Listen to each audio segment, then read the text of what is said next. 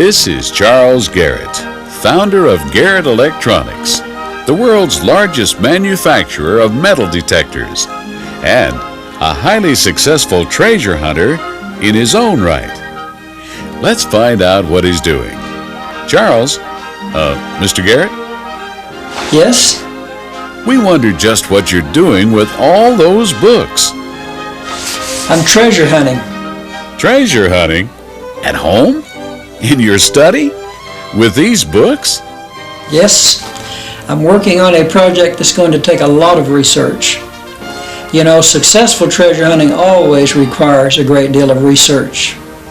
But you eventually have to go out and find your treasures with a metal detector, don't you? Most of the time. You can bet I enjoy thinking about the search for treasure and remembering what I and others have found. Discoveries like these, they help remind me of that great time when I went to an old ghost town in Utah. Let's go into the past along with Charles and learn about treasure hunting.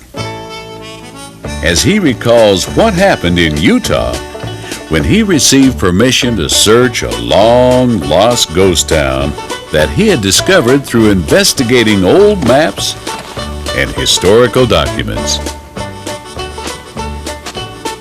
Charles is now surveying the scene to determine just where he should start hunting today.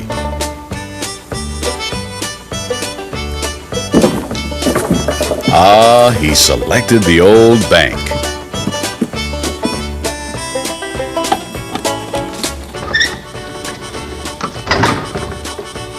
Inside, he envisions the past.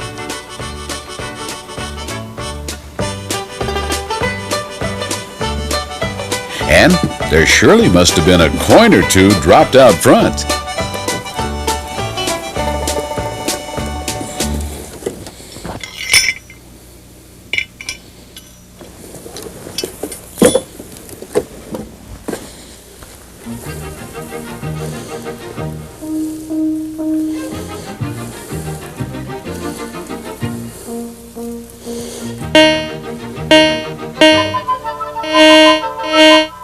That strong signal means he's found something worth digging.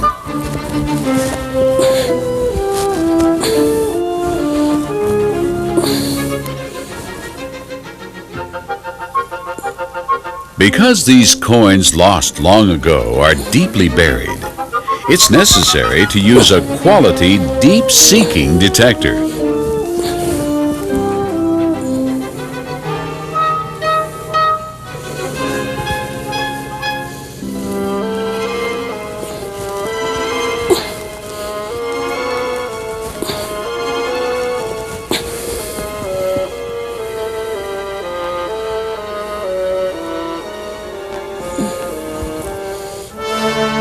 What a beauty!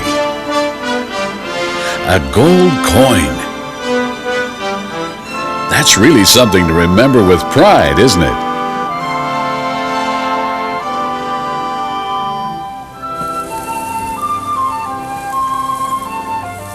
As Charles continues to reminisce, let's scan with him and see what he finds.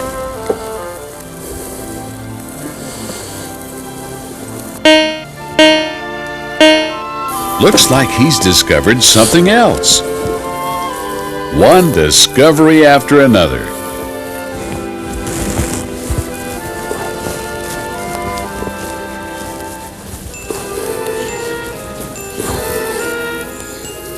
And even as he relives the past, Charles is using good detecting techniques. Look at him scan over the hole to pinpoint precisely the target he's seeking, which turns out to be a beautiful gold ring.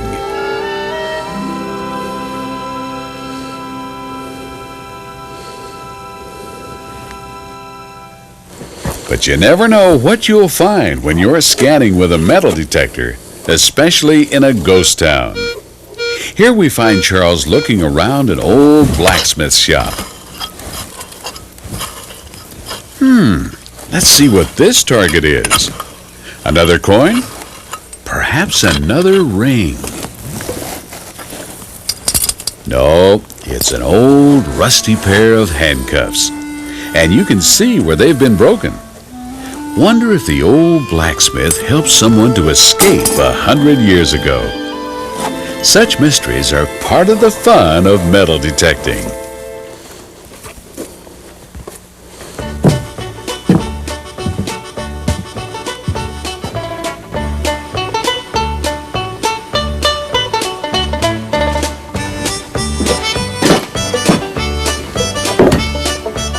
Still, sometimes you don't find anything, but the thrill is always in the hunting.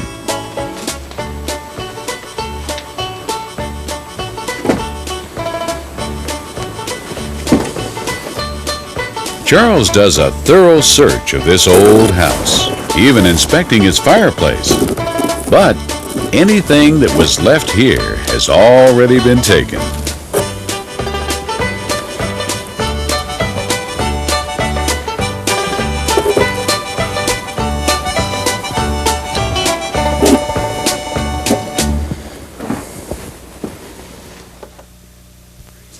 All those discoveries were really exciting, weren't they, Charles? Absolutely. I think he needs to get back to his research, but there are so many other good times from the past that he can remember. Sure enough, here's another ghost town, where he's checking out an old store.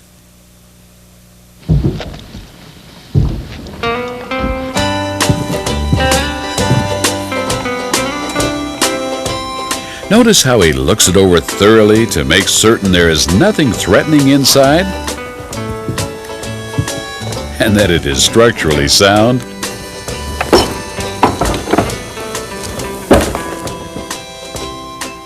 Charles knows that these old buildings can contain caches, and he's looking for one.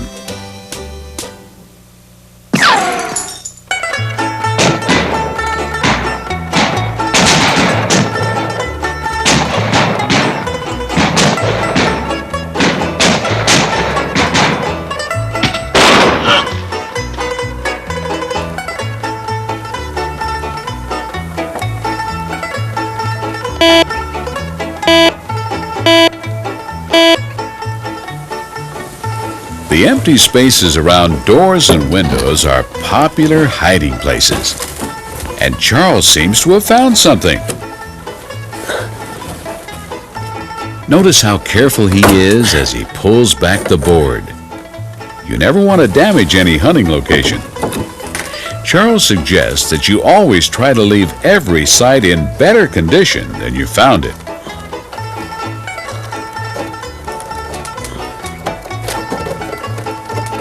Looks like we have an old tobacco can. But before we find out what's in it, let's replace that board. Now for our treasure.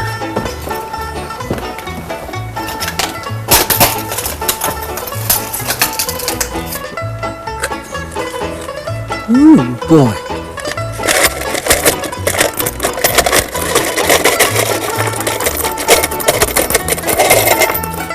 Buffalo nickels. That's something to get excited about, isn't it? Well, as Mr. Garrett says, treasure hunting is hard work. Now, let's get back to treasure tracking. Watch him check over the building carefully.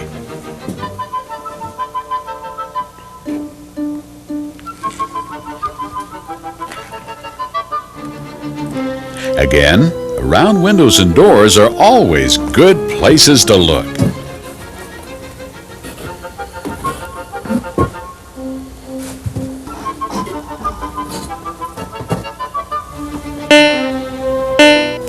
Charles has hit pay dirt again.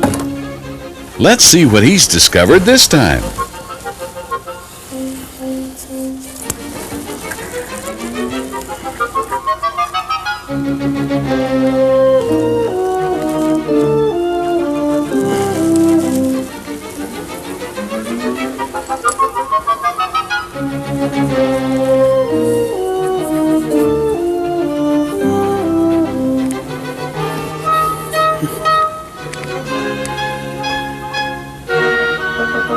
What do you know? In the Old West, didn't they call this a gambler's gun?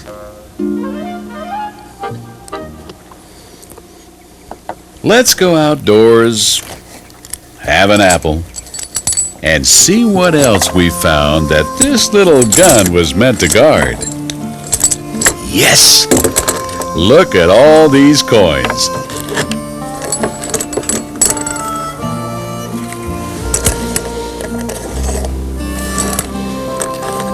Some gold ones.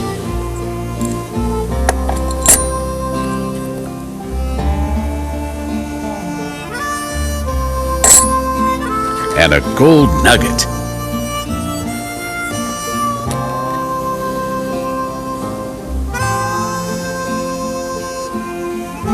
And there's even an old watch. It's real gold also.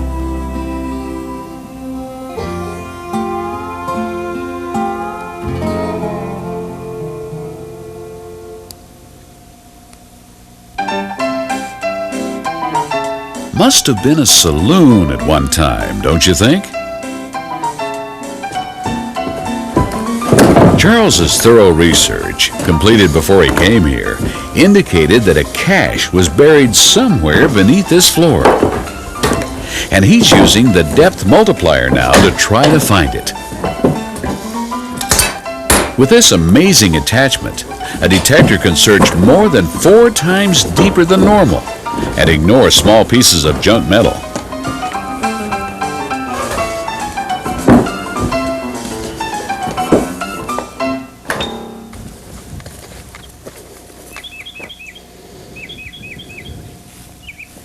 Let's check out just one more building now. How about it?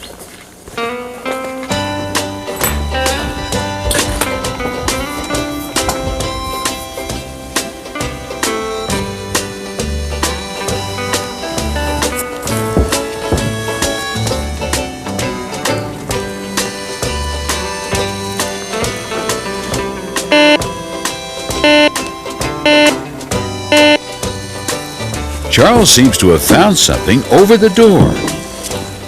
Don't have to pull any boards loose this time, do we? Oh.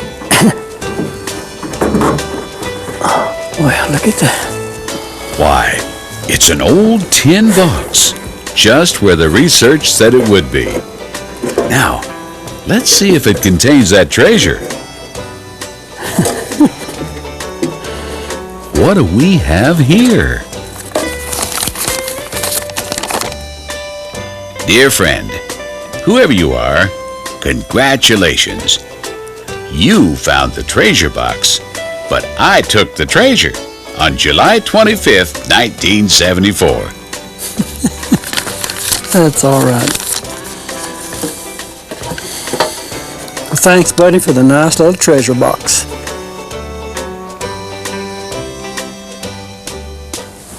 And on that note, I believe Charles is reluctantly ready to stop recalling success of the past and go back to work again, planning those of the future.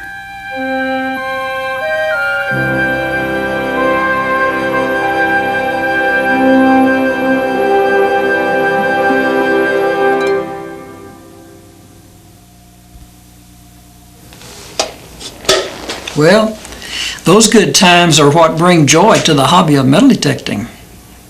But a lot of hard work went into locating this little box. And a lot of work went into finding still another ghost town treasure I want to tell you about. And the work really paid off on this one. An old diary has led Charles to the location of a hermit's cabin in this awesome Utah wasteland.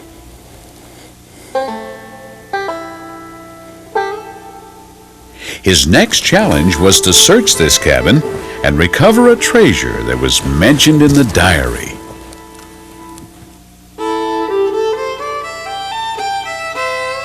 Over there, you can see the cabin's roof.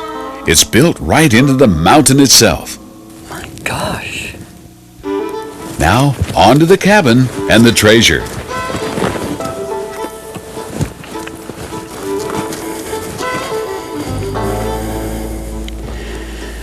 Where could the old hermit have hidden it? Charles knows that he must first make an overall survey of the scene before trying to locate the treasure.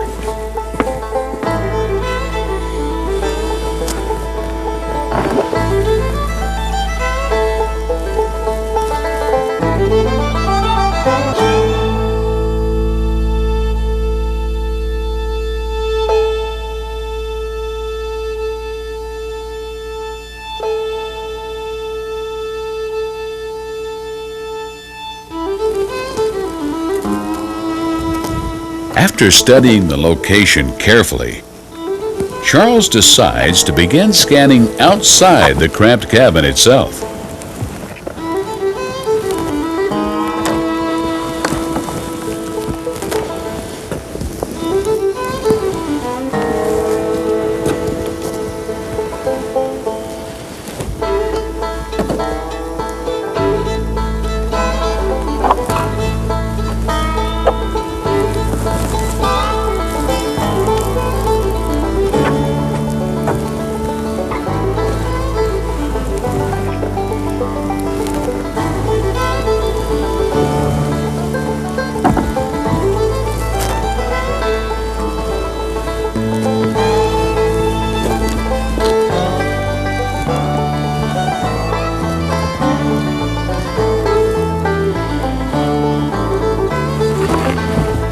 Continuing to scan these walls, he next turns his attention to the rocks forming the base of the cabin wall.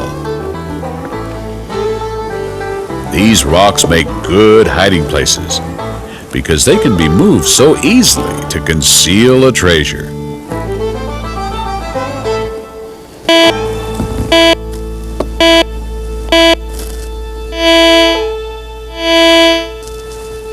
Well, Charles has found something. Let's hope it's what he read about in the old diary. Before moving any rocks, he's trying to locate what made the signal.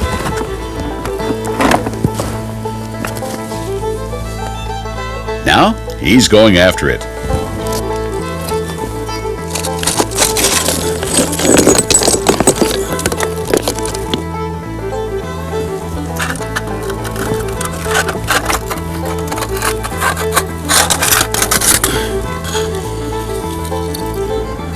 Back at 10? Oh well, you can't win them all. Nothing else. But Charles isn't giving up. He's going to check again with the detector.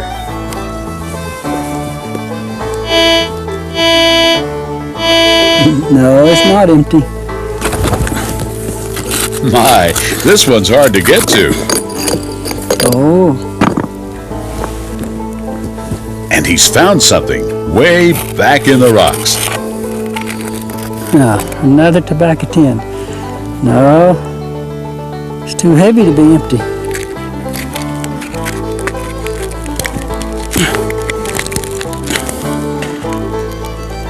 The color of gold.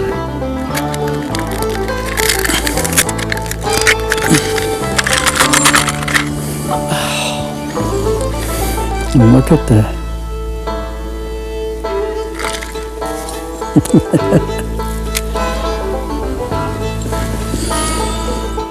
Let's see what else is in it.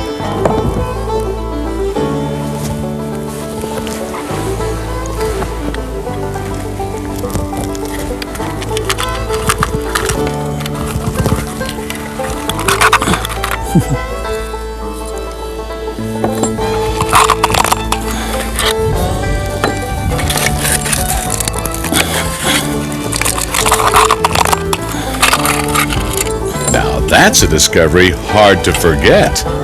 5 gold coins. 1908, $20 gold piece.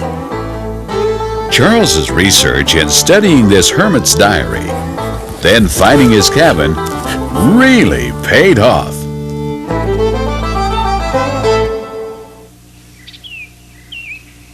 A fringe benefit of the hobby of finding treasure with a metal detector is the beautiful country that it leads you into.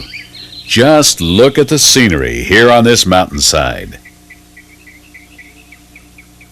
This is an old mining road where Charles is looking for nuggets and ore chunks that might have fallen from the mule-drawn wagons hauling gold ore down from the mines.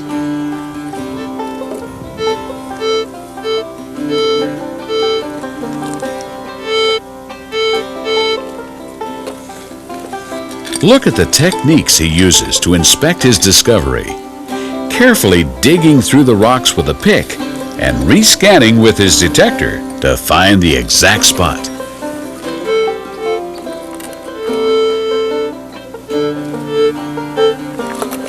Notice that Charles is using a different detector, one that is specifically designed to find gold.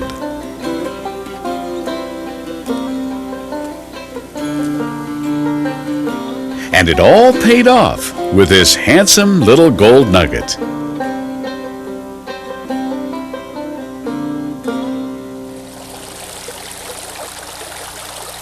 Since we're looking for gold discoveries with a metal detector, Charles can remember this pleasant mountain stream in a rocky mountain wilderness. Notice the way Charles is scanning around the rocks where gold nuggets may have lodged. He's carrying a gold pan, which prospectors use to quicken the recovery process. Charles has left the stream and climbed a nearby mountain where he plans to dry pan if he can find gold. He spots a likely location and first scans it with his detector.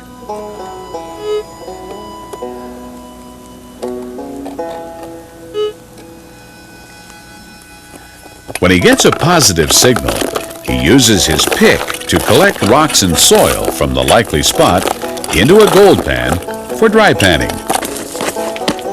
Most people think of water when they hear the term gold panning, but prospectors can pan just as well with only dry ingredients, though water does make it a little faster. Charles closely inspects the rocks in his pan and knocks the dirt off of them. He discards those rocks that obviously aren't nuggets. Then, he begins the dry panning process. Notice the right-angled grooves called riffles in the gold pan. It's here that the gold dust and tiny nuggets will collect. Dry panning is a delicate process, but the results can be well worth the effort, especially when you can discover nuggets like these.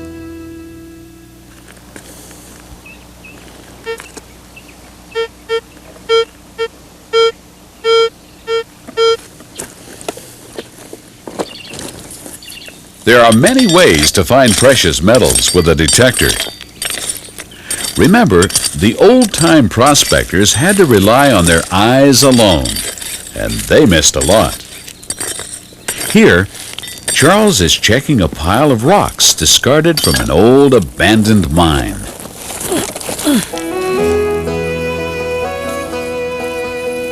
Wow, beautiful. He is rewarded with this unusual piece of silver ore. And now, he goes into the old mine with several companions for safety. They'll use the electronic magic of metal detectors to look behind those walls where the early day miners could only take out gold or silver that their eyes could see. Oh, look at that shine. Isn't that amazing? The ghost towns of old mining camps offer lots of opportunities. Sometimes the workers took nuggets or pieces of ore home with them. Charles is scanning near the steps of an old house where a miner could have hidden what he stole. That signal means it's time to dig. Old-timers called it high grading when miners stole nuggets or chunks of good ore. This practice years ago has led to some good modern discoveries. Look how careful Charles is in searching.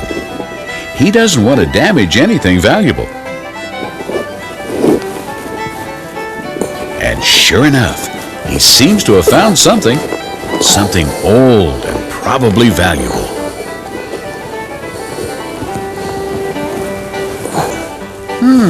Here are the ore chunks we talked about.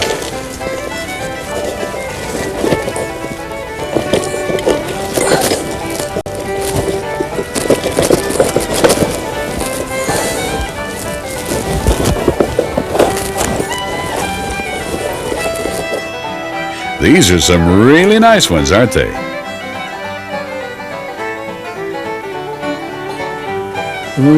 Beautiful gold.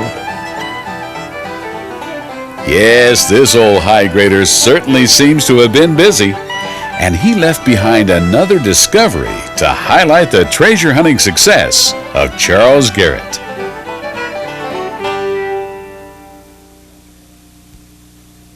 Well, Charles, we've enjoyed the journey into the past with you to witness these amazing discoveries. I've enjoyed it too, but there's one more I think you'd like to hear about. I call it the Eye of the Needle treasure. The story began in the late 1800s in the Old West, when a band of outlaws held up a stage and stole a shipment of gold bars. The robbers didn't get very far before a posse caught up with them. Several were killed and the others captured, but the gold bars were nowhere to be found. The mystery of these missing bars has kept treasure hunters searching for nearly 100 years. Charles Garrett joined the search a long time ago, but he had some knowledge that few others possessed. Yes, the bandits who were captured all died in prison. None survived. Still, one man smuggled out a map, along with the story of hiding the bars. He said they were buried at daybreak. He described the spot as a place where the sun shone through, the eye of the needle. That's what Charles Garrett has been seeking for years. And up there, look, he may have found it. See that arch? Well, there are lots of them in Utah. The state is famous for its natural arches. But look at this one. It seems to be the needle's eye that Charles has been seeking. Let's come back at daybreak and locate exactly where the sun strikes the ground when it shines through the eye.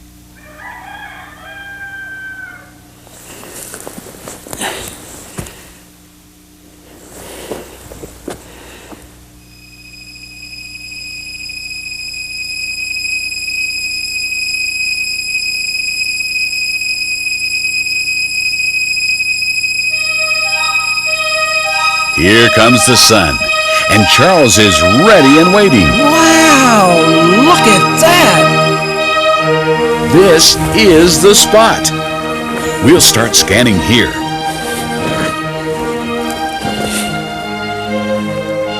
This may be the beginning of the end to a search that's lasted almost a century. And it's a treasure that Charles Garrett has been pursuing for many years.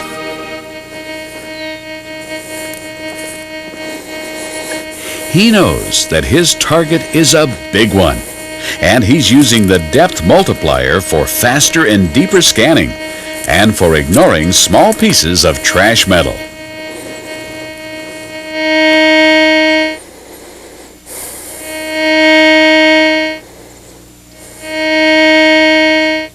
He seems to have found something.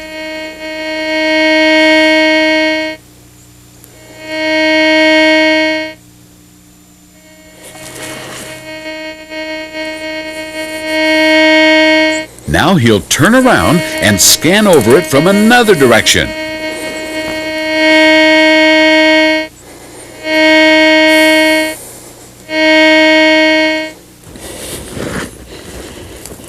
Well, this is what I've been waiting for. X marks the spot. So it's time to dig to see if Charles has really found what he's been looking for. And we'll also experience some of the hard work of the metal detecting hobby. They're saddlebags, and they're heavy enough to be holding gold bars. Beautiful.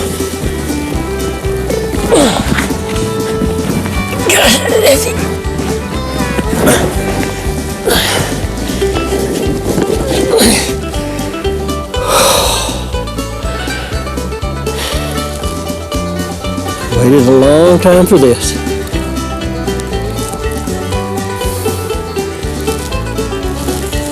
Well, I didn't expect that.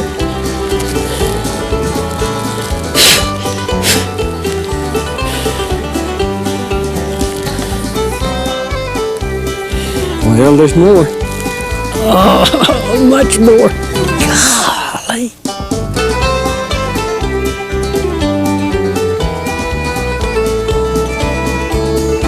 Amazing.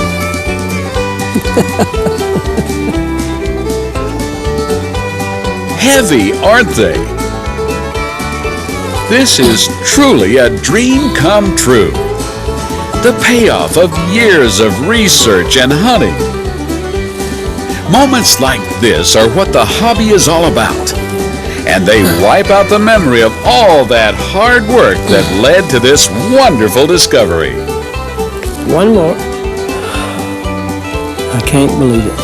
But he can believe that stack of gold bars on the ground. And he can believe now that this treasure was worth all of the time and effort that he put into finding it. That proves that your solid research and hard work can lead to real treasure, doesn't it, Charles? Yes, it does. And research and hard work are paying off every day all over the world for men and women who search for treasure with metal detectors.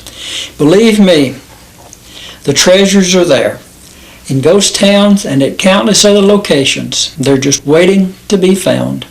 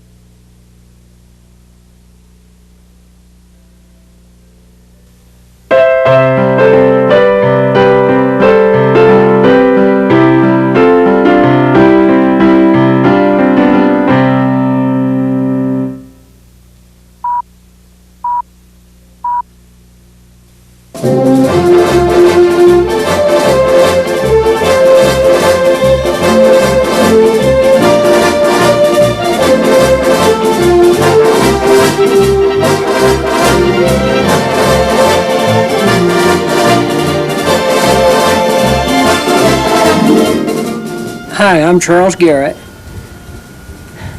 You know, I've been wanting to do just this for 10 years at least. Come here to a place like this, travel wherever we needed to, make a full-length video showing the world what treasure hunting, electronic prospecting is all about. I'm Garrett. I bust my own video out here in cowboy country.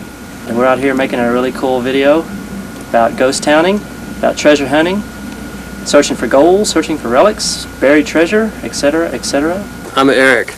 I've been like the sound man and like the general propagator of the good vibration.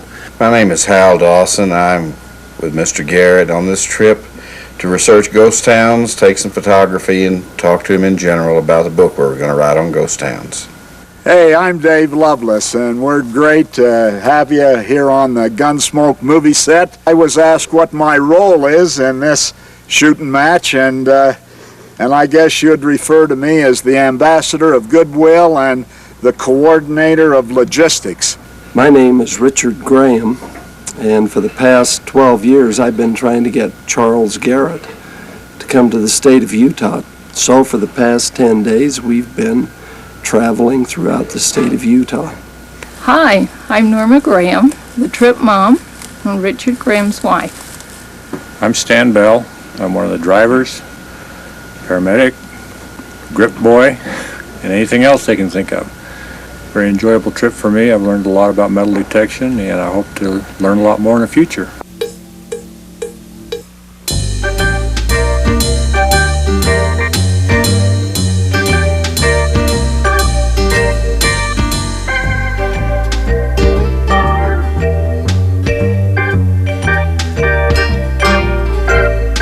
We're continuing our survey, our ground mineral survey. What we've been doing is, in our travels, we have monitored the conditions of the soil, minerals, conductivity. When our customers call in from around the United States and various parts of the world, they have questions regarding the operation of their detector, and we can tell them pretty well, how to set their instruments. We'll be able to give them information from just about any part, any place in the world. It's a very nice thing. Bottom line, it helps us to build better metal detectors.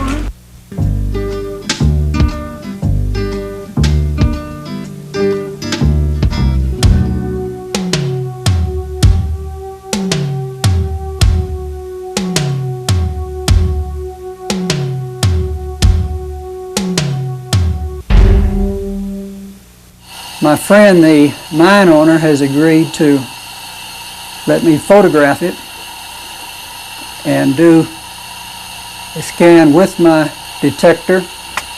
Welcome to the inside of the mountain.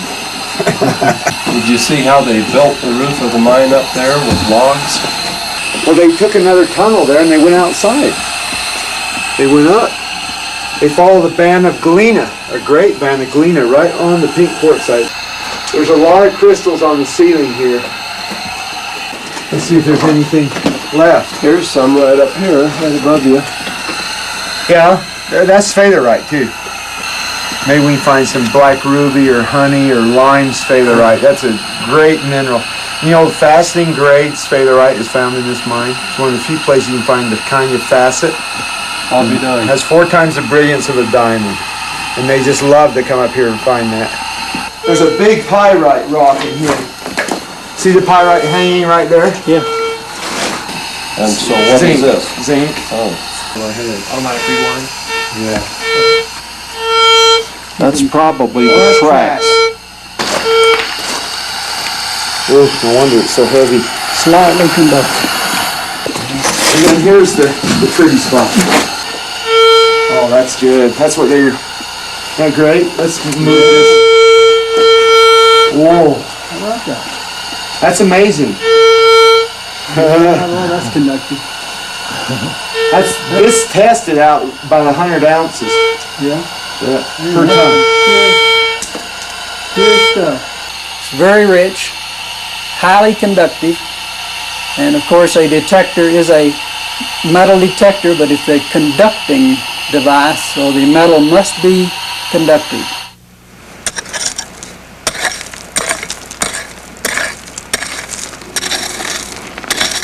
I just wanted to show you what's in here. Here, you take that. You'll never get black ruby like that. Anyway, I promise you. Thank you. You're welcome. Beautiful. Here, Charles is checking a pile of rocks discarded from an old abandoned mine.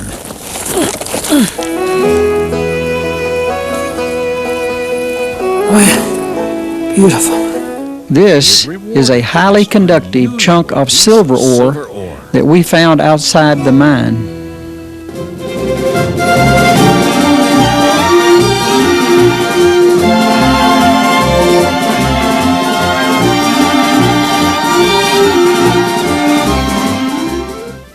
Yeah, I'm the owner here of this little store, and we try to get people to go out and do a little prospecting. It's good for their mental and spiritual and physical well-being, although a lot of times they don't really find a whole lot, but that's the way prospecting is. I try to help these people out as much as I can so they know a little bit about what they're doing. Sure. I appreciate your business. It's really good having you representing Garrett Equipment and promoting the hobby. Here's the group treasure hunting for dropped coins at a boat ramp on the San Juan River.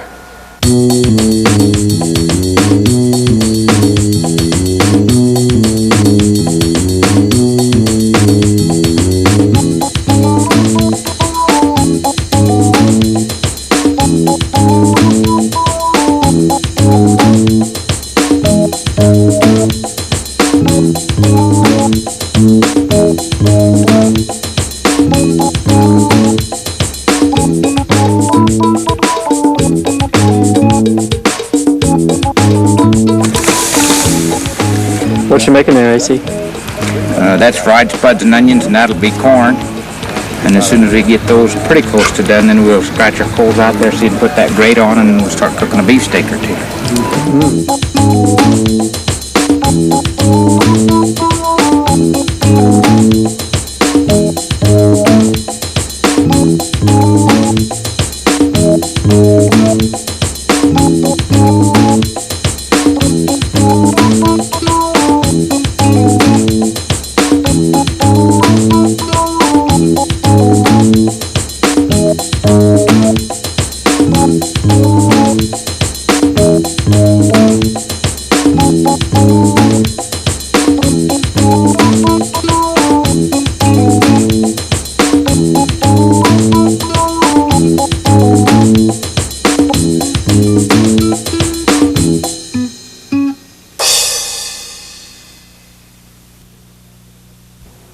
This abandoned western town was the perfect ghost town setting for several scenes in Treasure Visions.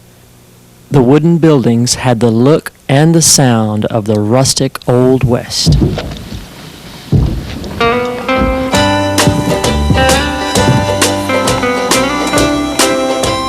Notice how he looks it over thoroughly to make certain there is nothing threatening inside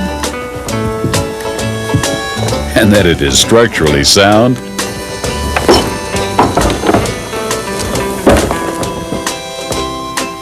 Charles knows that these old buildings can contain caches, and he's looking for one.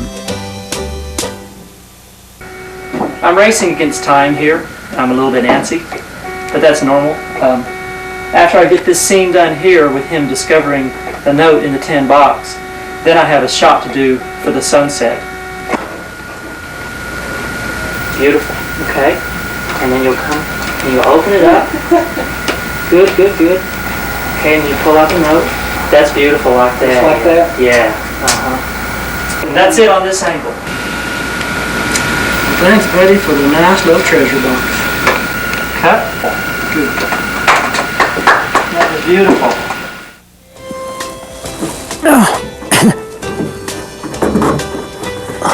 Well, look at that. Why, it's an old tin box, just where the research said it would be. Now, let's see if it contains that treasure.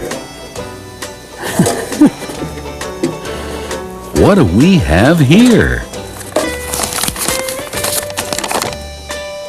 Dear friend, whoever you are, congratulations.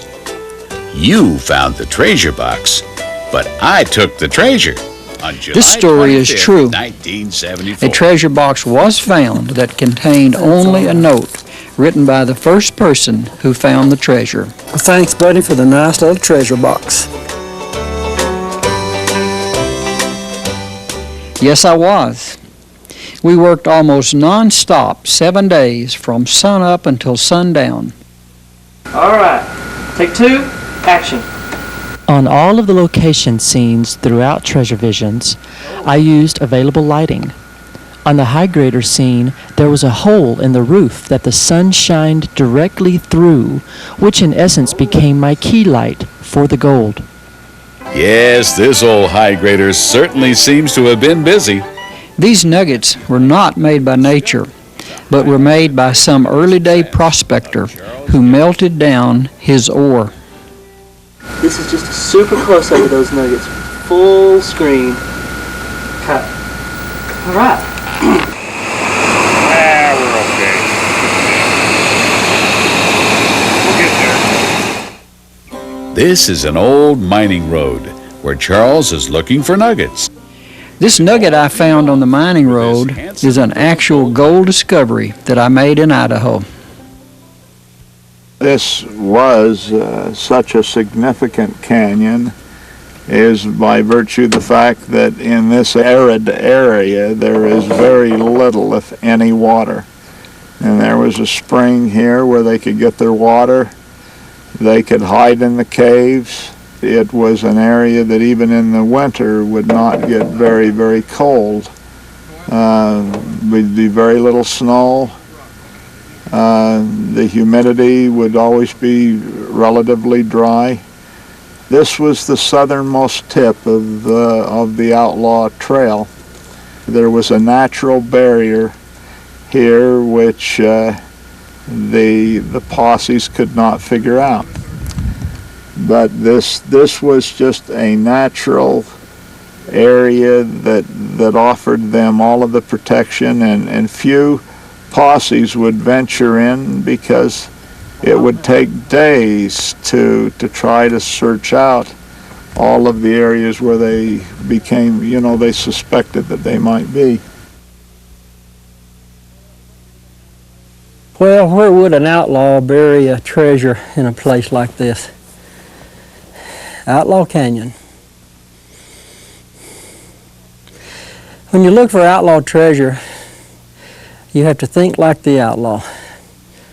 You have to walk in his shoes, or boots perhaps.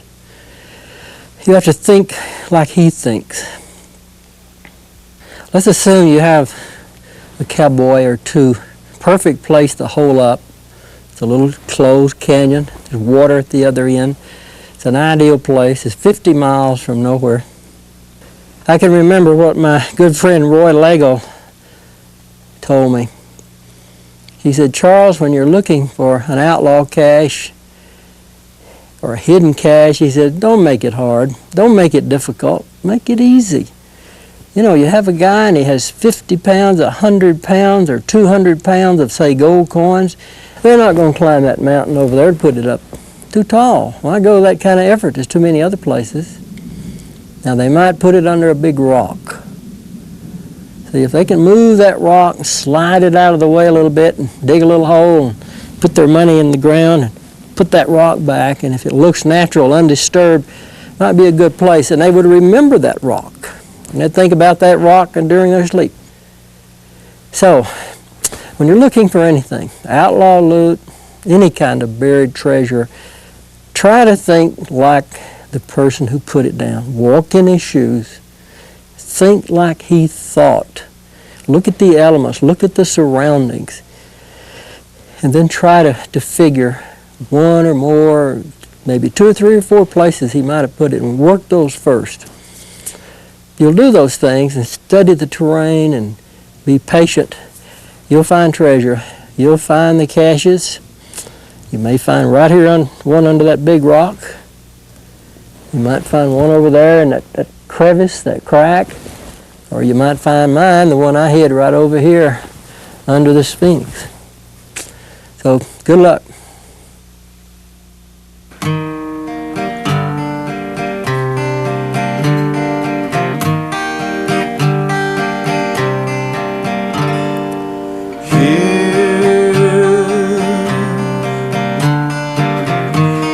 the song of love, my Indian brother.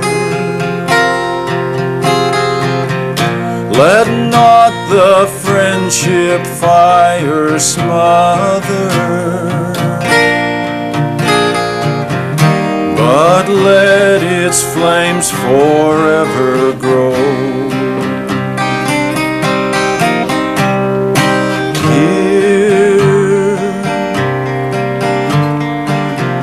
The whisper of the night wind sighing, while campfire embers lay a-dying. Let your heart peace and friendship know.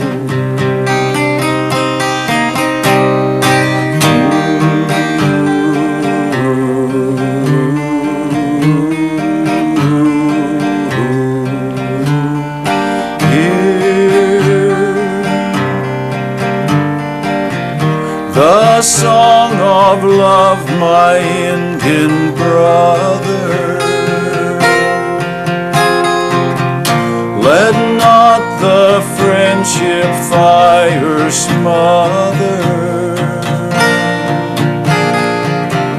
but let its flames forever grow.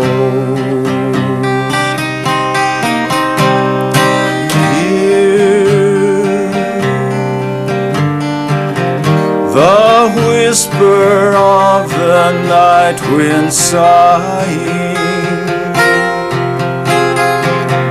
while campfire embers lay a-dying. Let your heart peace and friendship know.